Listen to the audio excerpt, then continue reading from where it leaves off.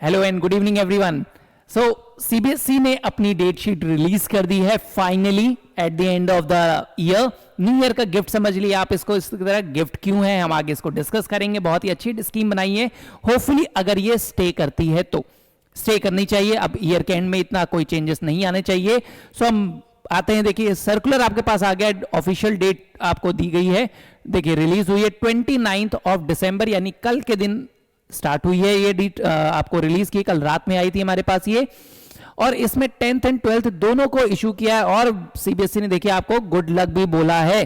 तो बहुत सारे कुछ प्रिकॉशंस भी दिए हैं आपको। जेई मेंस के पेपर को ध्यान में रख दे दिया गया है, वो हम लोग के लिए नहीं है भाई, कॉमर्स वालों के लिए नहीं है, साइंस वाले स्टूडेंट के लिए। सफिशिएंट गैप की बात की है बिटवीन टू सब्जेक्ट। जनरली इन्होंने बोला है कि हम सब में इन्होंने हर सब्जेक्ट को एक प्रायोरिटी दी है कि हर सब्जेक्ट के बीच में कुछ ना कुछ मिनिमम गैप मिले, ऐसा ना हो कोई पेपर इमीडिएट हो जाता है। जैसे आप आईएससी बोर्ड की स्कीम्स में जनरली देखते हो कि कई बार एक पेपर के बाद अगले दिन ही दूसरा, अगले दिन तीसरा, लगातार 3 पेपर होते। तो यहां पर हर चीज का ध्यान रखा गया है।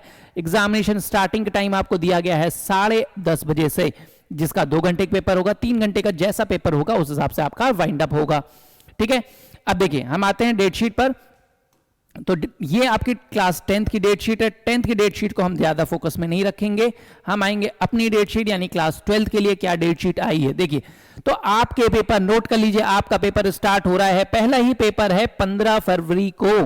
हम लोग ने एक्सपेक्ट किया था 15 फेब आएगी, लेकिन कंफर्मेशन नहीं था इसलिए हम रिलीज नहीं कर रहे थे, लेकिन आ गई है अपडेट। तो 15 फरवरी 14 फरवरी की डेट आपको याद होगी, बिल्कुल याद होगी। उसके अगले दिन से ही आपका पहला पेपर स्टार्ट हो रहा है। इसमें घबराने की जरूरत नहीं है क्योंकि एंटरप्रेन्योरशिप है आपका पहला पेपर। क्या दिया है? एंटरप्रेन्योरशिप। एंटरप्रेन्योरशिप कई स्कूल्स में है और कुछ स्कूल्स नहीं ऑफर करते।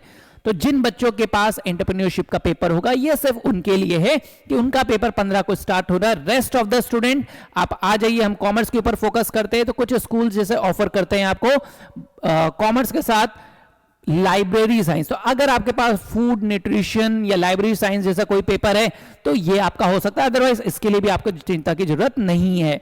तो आप आएंगे, मेन पेपर देखिए हमने हाईलाइट कर रखा है। अगर आपके पास बैंकिंग जैसा पेपर है तो आपके लिए 17 फरवरी हो गया, नहीं तो फिर नॉन बैंकिंग जिनके पास है, यानी इनमें से कोई भी सब्जेक्ट नहीं है, एंटरप्रेन्योरशिप, बैंकिंग, फूड न्यूट्रिशन या लाइब्रेरी इंफॉर्मेशन साइंस, तो आपके लिए ये डेट्स मायने नहीं रखती।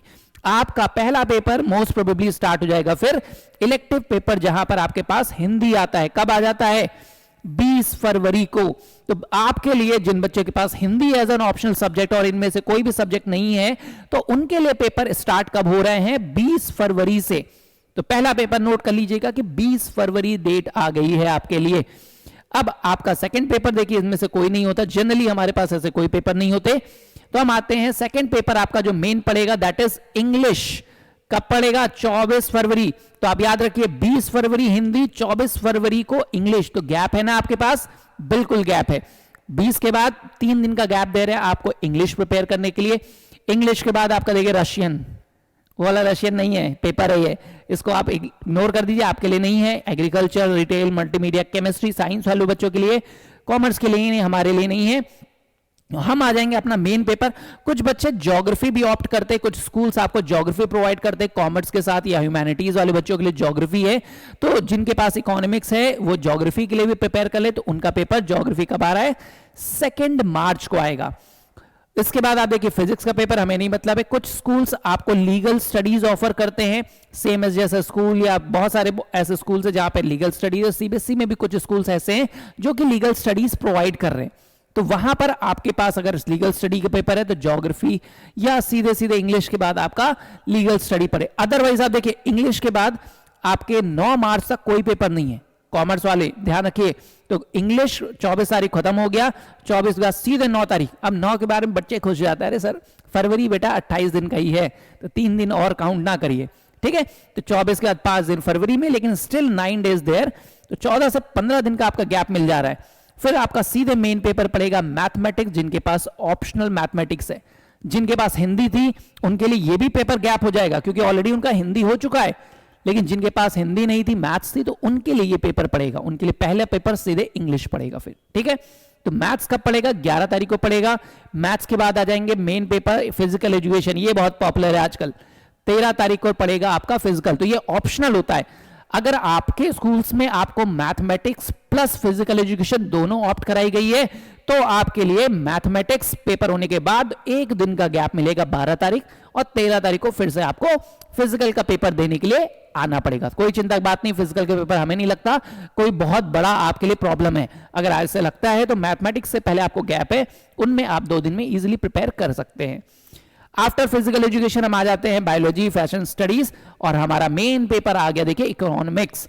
तो इकोनॉमिक्स कब है? जिनके पास फिजिकल एजुकेशन है उनके लिए 13 तारीख के बाद 17 को इकोनॉमिक्स है, और जिनके पास मैथ है, फिजिकल एजुकेशन नहीं है, तो उनके लिए 11 तारीख के बाद 17 तारीख, यानी 4 या 6 दिन का गैप आपको सफिशिएंट मिल रहा है। और जो कि इकोनॉमिक्स या कोई भी सब्जेक्ट में मैं मानता हूं आइडल टाइम यही होता है कि आपको आइडल गैप 2 से 4 दिन देना चाहिए, इससे ज्यादा बच्चा फिर इग्नोर करने लगता है, बहुत लीनियंट ले लेता है सब्जेक्ट को।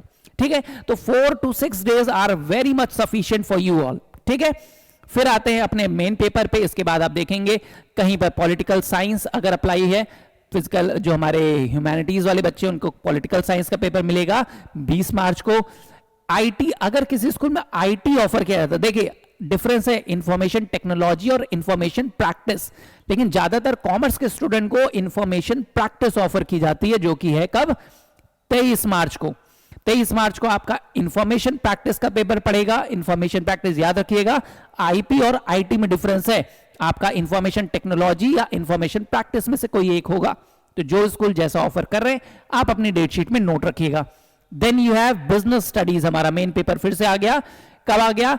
25 तारीख। जिन बच्चों के पास आईपी पेपर है उनके लिए देखिए 17 तारीख को इकोनॉमिक्स के बाद सीधे गैप पड़ रहा है 25 तारीख को, 23 तारीख को किस चीज का? आईपी का पेपर। तो 6 दिन का गैप आईपी के लिए है, लेकिन कॉमर्स के लिए यानी बिजनेस स्टडीज के लिए उनके से 2 दिन का गैप है। तो 24 और 25 को पेपर फिर से, तो इसलिए आप इसको यूटिलाइज कर सकते हो। आईपी के पहले आप बिजनेस स्टडीज प्रिपेयर कर लीजिए। बिजनेस स्टडीज के बाद आपका हिस्ट्री का पेपर पड़ेगा मेन ह्यूमैनिटीज वाले बच्चों के लिए, और फिर आ जाएगा हमारा सबसे बड़ा पेपर जो कि अकाउंटिंग ईयर के एंड पर दिया गया। देखिए 31 मार्च एंड ऑफ अकाउंटिंग ईयर और end of your paper probably. आखिरी साल, मतलब साल का आखिरी दिन, आखिरी पेपर भी होगा आपका होपफुली, क्योंकि अकाउंटेंसी हो गया है 31 मार्च को।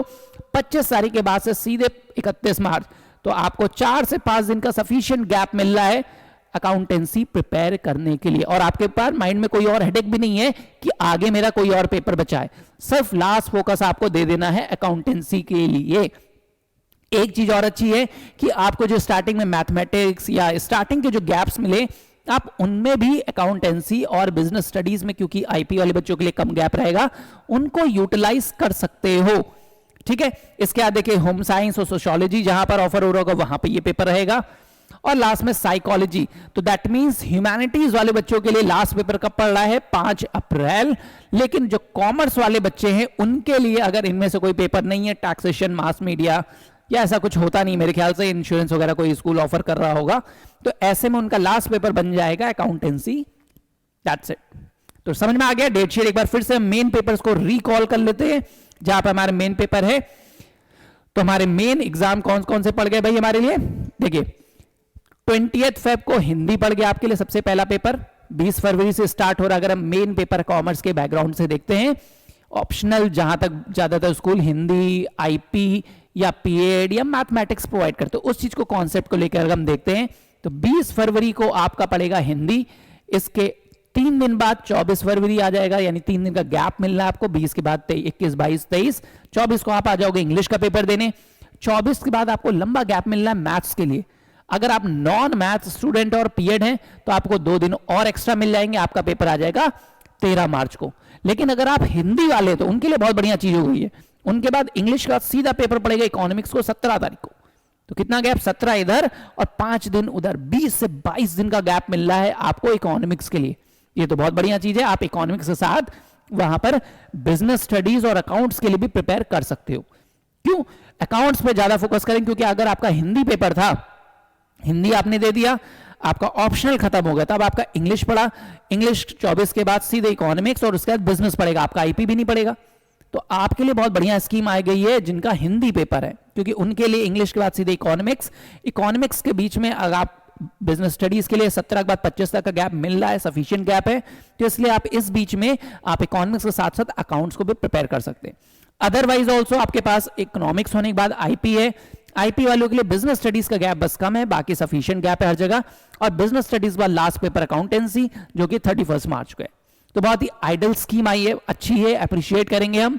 थोड़ा सा लेंदी खींचा जरूर है पेपर को, जल्दी कर सकते थे, बट स्टिल ओके है। अप्रैल तक नहीं गया, 31 मार्च को आपके पेपर खत्म हो जाएंगे, तो बहुत सफिशिएंट टाइम है। साथ में मैं आपको एक चीज और बता देते हैं जो कि प्रैक्टिकल के डेट्स हैं। प्रैक्टिकल के डेट्स आप लोग के स्कूल्स में आ चुकी होंगी, जो कि कंडक्ट होंगे फ्रॉम 1 जनवरी टिल 14 फेब। तो आप इसके लिए भी रेडी हो जाइए कि 1 जनवरी से 14 फरवरी की डेट आ चुकी है, और इन्हीं ड्यूरेशन में आपके स्कूल में प्रैक्टिकल्स कंडक्ट होंगे। प्रैक्टिकल्स का मतलब वाइवा होगा, अकाउंट का रिटन पेपर होगा, और आपके फाइल एसेस होंगे। हर सब्जेक्ट में जैसा भी जो प्रैक्टिकल्स होंगे वो कंडक्ट होंगे 1 जनवरी टू 14 फेब। तो इसके लिए आप बिल्कुल रेडी हो जाइए, फाइल्स वगैरह कंप्लीट कर लीजिए, फाइल सबमिट कर दीजिए, और सारा ध्यान लगा दीजिए कहां पर, प्रिपरेशन में। ठीक है, तो स्कीम का यही हमारे साथ इसको एंड करते हैं। आपको होपफुली समझ में आ गया होगा स्कीम कैसे आपको रखना है, कैसे प्रिपेयर करना है। इसको रिटन में जरूर लिख लीजिए। कहोगे सर पीडीएफ है, पीडीएफ की जरूरत नहीं है, रिटन में लिखिए, लगा के डोर पे, स्टडी टेबल पे, जहां पे पढ़ते हैं आप जरूर लगा के रखिए। उसको बार बार देखिए कि हाँ ये इतना गैप है, इतना टाइम बचा है, और आप टाइम को लेकर प्रिपरेशन स्टार्ट कर दीजिए। All the best everyone for your examinations, happy new year, और बहुत बढ़िया करिए, पेपर में अच्छा स्कोर करिए और नाम करिए। चलिए नमस्कार, टाटा, टेक केयर।